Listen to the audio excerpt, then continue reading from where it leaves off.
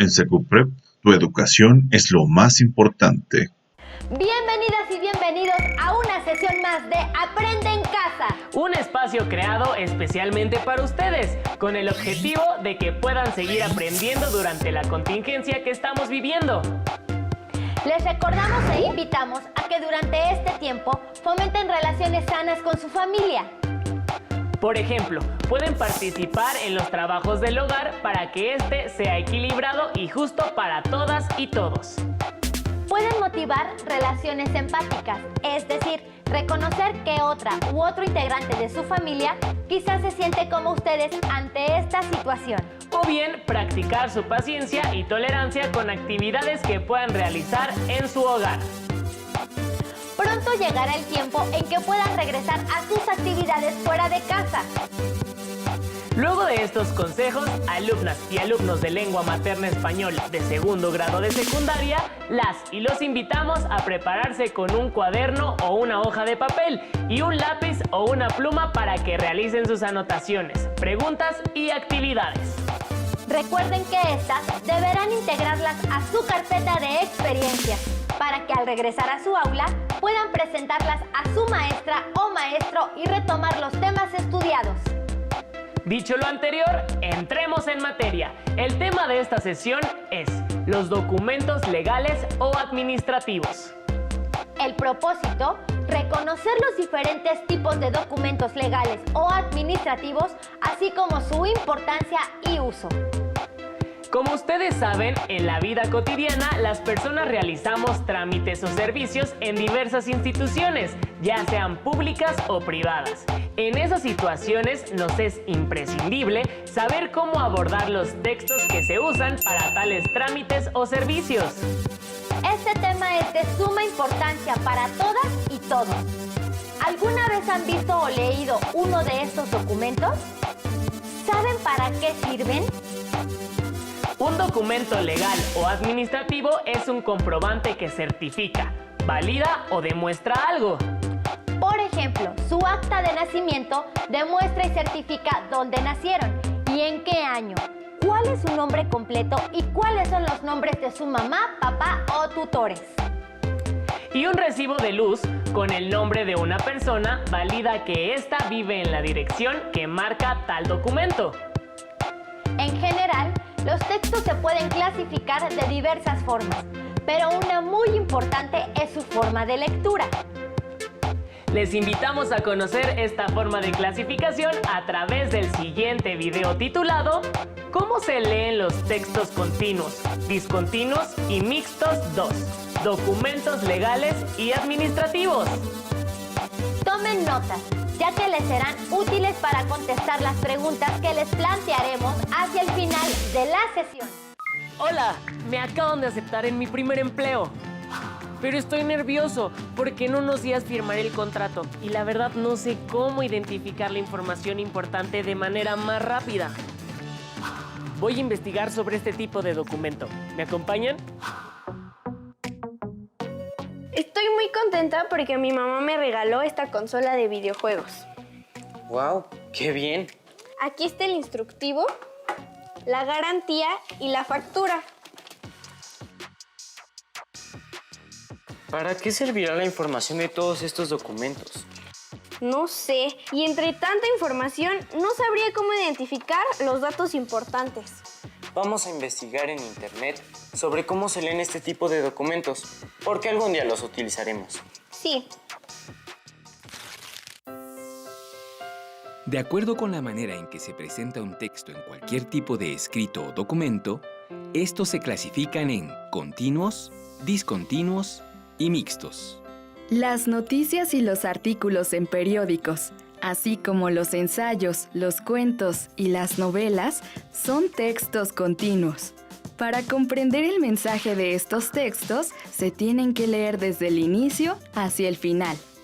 En cambio, los mapas, tablas e infografías son textos discontinuos, porque se puede elegir la sección con la cual iniciar su lectura. Algunos documentos, como artículos publicados en periódicos o revistas, ofrecen tablas con datos y fechas que se explican en el mismo texto. Por esta razón, se les conoce como textos mixtos. Una gran parte de los documentos administrativos y legales son discontinuos o mixtos, razón por la cual su lectura no es necesariamente lineal. De hecho, es posible leerlos de muchas maneras y con propósitos diversos. Sea un texto continuo, discontinuo o mixto, primero hay que explorarlo de manera general.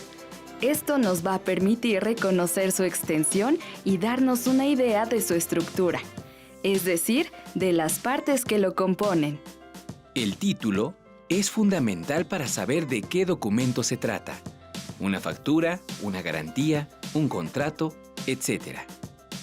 Los subtítulos que encabezan textos, tablas o gráficas indican el tipo de información que se va a presentar. Visualmente, estos elementos se distinguen por estar en letras mayúsculas, versálitas, negras o subrayadas. En documentos legales y administrativos, las marcas gráficas ayudan a identificar además el tipo de información, fechas, cantidades, términos importantes, nombres, etc. Mira, aquí está el nombre y el logotipo de la empresa. Y aquí están sus datos. ¿En dónde está mi domicilio? Quiero verificarlo. Aquí, en esta parte, donde dice receptor y enseguida domicilio. Se puede distinguir fácilmente porque está con mayúsculas y negritas. Cierto, qué bueno que así podemos identificar fácilmente los datos importantes. Vamos a jugar. Sí, Estoy listo para firmar mi contrato de trabajo. Con estas estrategias puedo encontrar más fácil y rápido la información en los documentos legales y administrativos. ¿Ustedes también? Espero que sí. Adiós. Como observaron, los documentos legales y administrativos se clasifican en discontinuos o mixtos y no requieren de una lectura lineal forzosa, es decir, no se leen de principio a fin, sino que contienen datos específicos. Por ejemplo, en su acta de nacimiento, ustedes pueden revisar solamente su fecha de nacimiento sin necesidad de leer todo lo que está escrito en ella. Los documentos administrativos o legales son de gran importancia en la vida diaria. Por ello, es necesario entender su estructura y función. Cada uno de estos documentos tiene un formato similar. Por ejemplo, las credenciales de elector tienen el mismo formato, solo cambian los nombres de las personas, las fotos, las direcciones y las firmas, entre otros datos. Para saber más acerca del lenguaje y de la utilidad de este tipo de documentos, las y los invitamos a ver la primera parte del video titulado Papelito habla. ¡Corre video! Los documentos administrativos y legales acreditan desde la personalidad jurídica hasta la propiedad de bienes o la validez de transacciones comerciales. También certifican acuerdos adquiridos entre personas e instituciones. Este tipo de documentos están presentes en nuestra vida cotidiana. En este programa reconoceremos su importancia y analizaremos el lenguaje que usan.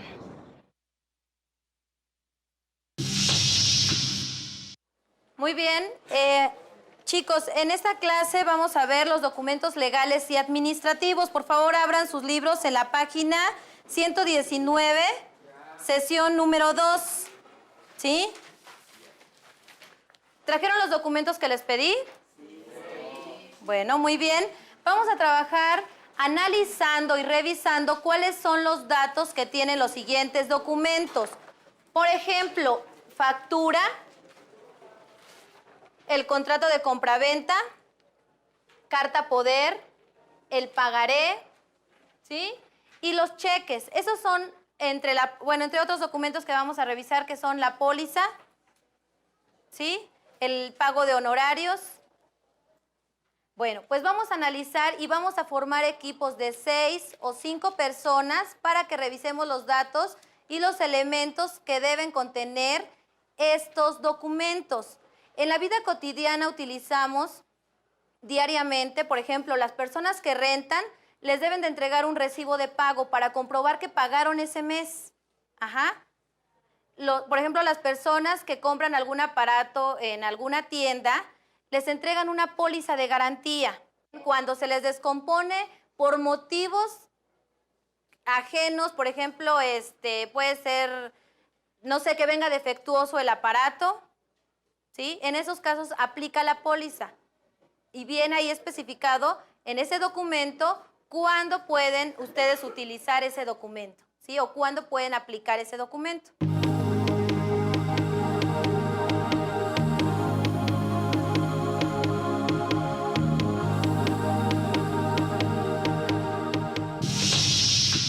Si observas con atención, el uso de documentos legales está presente en diversas actividades cotidianas.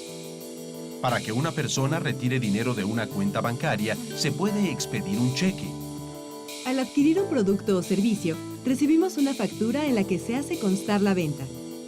Este documento facilita cualquier aclaración futura. Contiene datos como fecha, descripción, precio, impuestos, información y datos fiscales del proveedor. Comprando productos como los artículos electrodomésticos, debemos exigir la garantía sellada por el distribuidor y con la fecha de compra. Esta compromete al proveedor a reparar defectos o reemplazar el artículo sin costo para el consumidor. Para establecer una relación laboral o la prestación de un servicio, se firma un contrato que expresa la voluntad de las partes de cumplir el acuerdo. Para que una persona realice trámites en representación de otra, el interesado le expide una carta poder. Una promesa de pago puede expresarse con un pagaré que indique la causa de la deuda y los intereses que generará. Otro ejemplo de documento legal es la escritura, expedida por un notario público que acredita la propiedad de una casa o un terreno.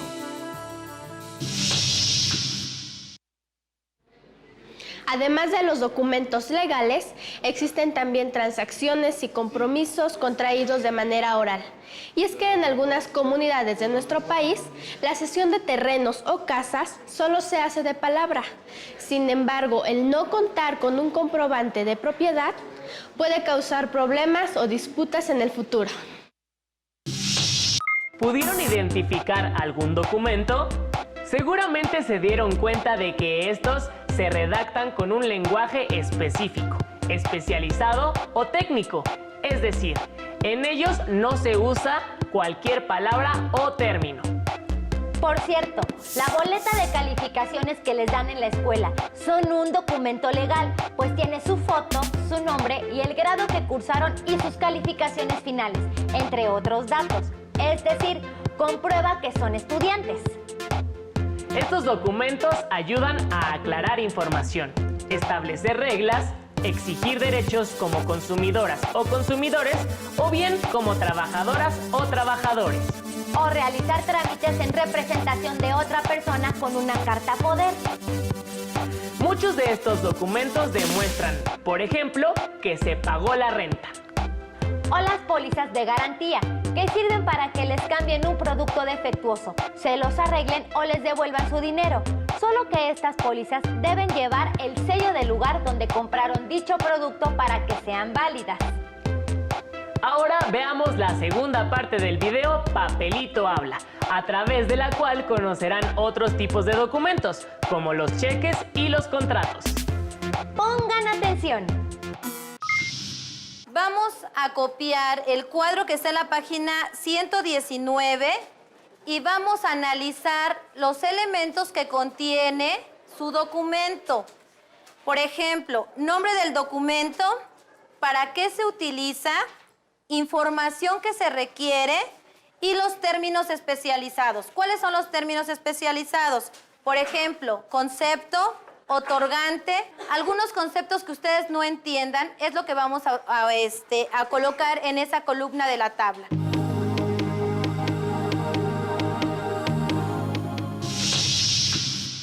¿Cuáles son los documentos legales que se usan con más frecuencia?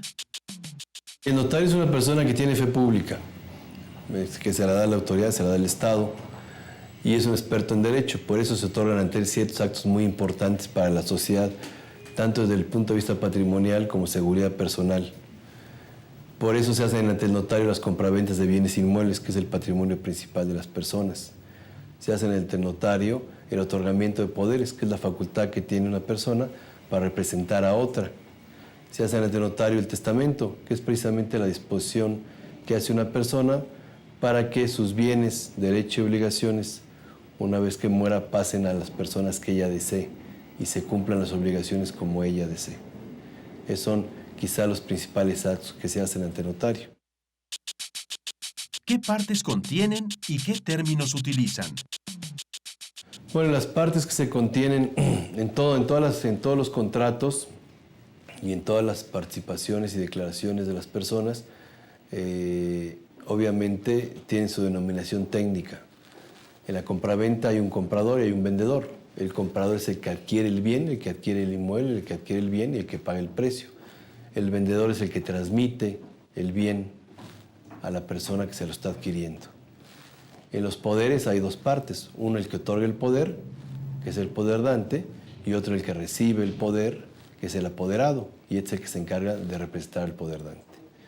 En las sociedades hay dos o más partes, que son precisamente las personas que forman una persona diferente, que es una persona moral, que va a tener algunos fines específicos, ya sea con carácter lucrativo o no lucrativo. Y esas personas son las socias, que son los que aportan el dinero a la sociedad o aportan su participación a la sociedad para realizar ese fin colectivo con un objeto especial. Recapitulando, este tipo de documentos requiere datos específicos, como su nombre completo y en algunos casos la dirección de casa o teléfonos para localizarlas o localizarlos. Como observaron, hay personas que se encargan de validar ciertos documentos, como las notarias y los notarios, quienes tienen el poder para validar los acuerdos entre dos personas, como los contratos de compraventa de alguna casa o terreno. Asimismo, observaron que hay un lenguaje específico para redactar este tipo de documentos y que los datos de estos documentos deben ser precisos y claros y no deben tener tachaduras o escribirse encimados. Si quieren profundizar en este tema, las y los invitamos a que consulten la revista Proteja su Dinero, de la Comisión Nacional para la Protección y Defensa de los Usuarios de Servicios Financieros, la CONDUCEF. En especial, el ejemplar de abril para niños y jóvenes. Dicha revista está disponible en www.conducef.gov.mx/revista. Pero, ¿por qué es tan importante el nombre? Para responder esta pregunta, las y los invitamos a ver la tercera parte del video Papelito Habla. ¡Adelante! ¿Por qué es importante sistematizar nuestro nombre y firma para asuntos legales? Es importantísimo. El Código Civil en sus primeros artículos precisamente se los dedica a todo lo que es el registro del nacimiento de las personas y nombre. Es muy importante y que todo mundo esté consciente de que el nombre que uno tiene es el nombre que aparece en el acta de nacimiento, no el nombre social que se utiliza y que se va deformando con el tiempo. Por eso es importante que todo el mundo vea en su acta de nacimiento cuál es el nombre que tiene y usarlo en todos los documentos oficiales, en todas las comparecencias ante las autoridades, en todos los documentos oficiales y en todas sus comparecencias ante notario y cualquier otro asunto. Sabemos en muchos casos que hay más de un nombre de las personas, Ramón, Juan, Pedro, etc. Pues hay que usarlos todos.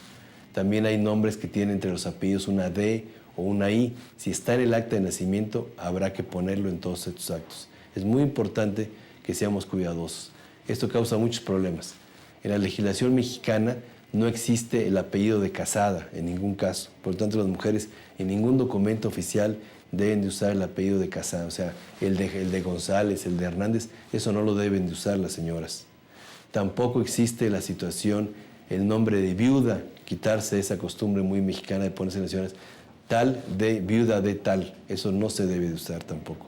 El nombre es el que aparece en el acta de nacimiento y normalmente está formado por el apellido paterno del padre, el apellido paterno de la madre y el gentilicio, que es el nombre particular. ¿Sabías que la Procuraduría Federal del Consumidor, Profeco, tiene la misión, entre otras cosas, de promover y proteger los derechos del consumidor y fomentar el consumo informado? La Profeco recibe anualmente miles de denuncias y quejas contra proveedores de bienes y servicios. También da a conocer los resultados de pruebas y estudios realizados a los productos para ayudar a los consumidores a tomar mejores decisiones de compra. Te invitamos a visitar su sitio en internet. A lo largo de este programa vimos cómo los documentos legales están presentes en nuestra vida diaria. Es conveniente conocer su función, lenguaje y formato para facilitarnos la realización de trámites y evitar contratiempos. Ahora saben que, legalmente, su nombre es de gran importancia y que deben fijarse en que todos los documentos que firmen tengan esa firma o rúbrica de la misma forma y que su nombre se escriba completo y de forma clara y legible. Revisen siempre que todos sus datos estén escritos correctamente. Las y los invitamos a profundizar en alguno de los documentos administrativos que llegarán a usar en su vida diaria, como un pagaré, el recibo de pago o el cheque. Para ello, les presentamos la cuarta y última parte del video titulado Papelito Habla, la cual expone sobre los documentos que han conocido a lo largo de esta sesión. Tomen nota de sus características y usos. Muy bien, ya que llenaron sus documentos, vamos a revisar qué elementos contiene cada documento y en qué caso lo vamos a utilizar, ¿sí? Vamos a iniciar con el equipo que le tocó el pagaré. Muy bien, Katia. El pagaré contiene el número del cheque, la cifra que se va a pagar, el nombre a quién se va a pagar, el lugar donde se hace el pago, la fecha, la cantidad en letra, los datos del que va a pagar, la firma y los datos de a quién va a pagar. Y sirve, bueno, se utiliza cuando se pide un préstamo. Muy bien. Cuando pides un préstamo te dan este documento. Sí. ¿Y qué parte o qué letra no entendieron ahí? Ninguna. Todo lo entendieron, no tiene términos especializados. Vamos a checar los datos que tiene el recibo de pago. ¿Quién de ustedes me puede decir? A ver, Brian. Bueno, algunos son la fecha de pago o compra y otra es el servicio o producto que cubre el recibo, nombres y firma de quien da y recibe el servicio o producto. Muy bien. En la parte de abajo viene una leyenda que dice que el pago hecho ¿en qué? ¿En efectivo o en cheque? ¿Qué se va a hacer ahí? Pues ahí vas a poner si das el dinero así normal o tienes que ir con un cheque a un banco a cobrar. Muy bien. Y más abajo nos trae el número de ¿qué? De cuenta del banco. De cuenta del banco, exactamente. En caso de que paguen reciban ese pago con cheque, van a anotar siempre el número del cheque y el banco. ¿Qué banco? Las firmas son muy importantes. Muy bien, vamos a analizar la información del último equipo que le corresponde, el cheque. Marco, ¿me puedes decir cuáles son los elementos que tiene el cheque? Contiene la cuenta, la subcuenta, contiene el nombre del que va a entregar el cheque, el nombre del que va a recibir el cheque, las fechas, el número de cuenta, nombre de quien lo recibe, cantidad en número y letra. Muy bien. Y por último, ¿qué? La firma. La firma. La firma. Muy bien.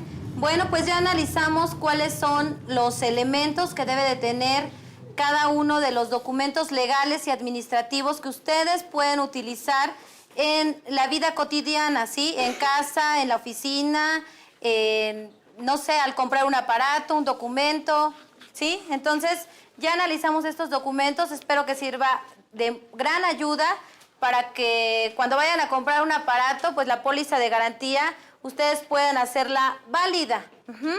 O, por ejemplo, cuando, no sé, vayan a pagar la renta, cuando vayan a hacer algún préstamo, acuérdense que deben de escribir los datos completos, los nombres completos. Si tienen uno o dos nombres, anotar esos nombres correctamente, ¿sí? Porque puede haber después problemas por no escribir bien el nombre o por a lo mejor no escribieron bien la cantidad, ¿sí? Con los números o con las letras. Entonces, vamos a seguir investigando estos documentos en las clases siguientes de esta secuencia. Ya conocieron las características de la mayoría de los documentos legales y administrativos. Es por eso que se dice papelito habla, pues con ellos se demuestra que un documento comprueba una compra, una venta o una identidad, entre otros. Todo lo que se encuentre en esos documentos será su respaldo en caso de cualquier problema, reclamo o comprobación. No pueden tirar dichos documentos y deben guardarlos en un lugar específico y seguro. Y deben recordar, incluso, leer las letras pequeñas de estos documentos. Después de haber visto este video, tomen nota y respondan las siguientes preguntas.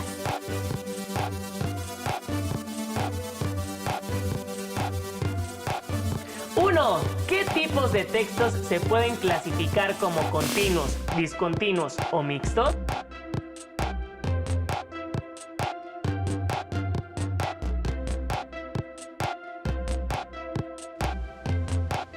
2. ¿En qué actividades se usan los documentos legales y administrativos?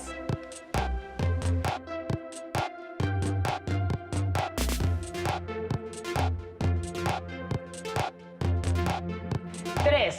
¿Por qué es de gran importancia revisar los datos que se incluyen en dichos documentos?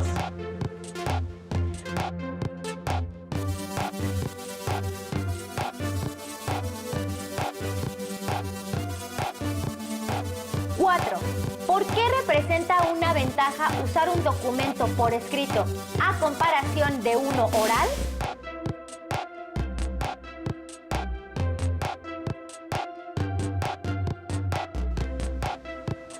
5. Elijan un documento legal y administrativo y señalen cuáles son sus características y para qué sirve.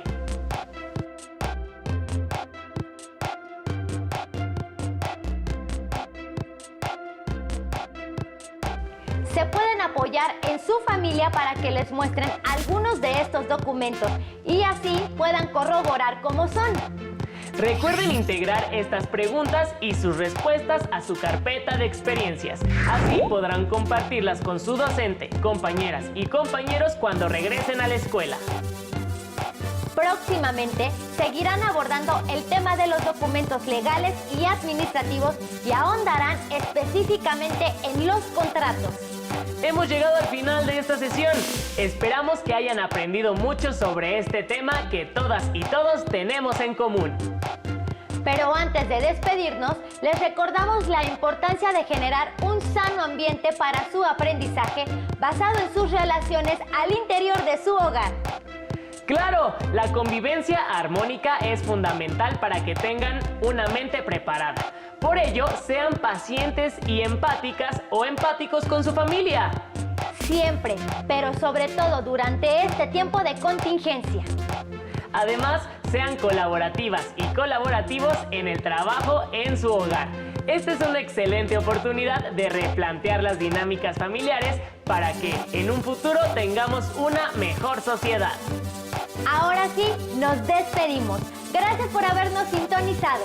Las y los invitamos a continuar con la programación de Aprende en Casa. ¡Hasta luego!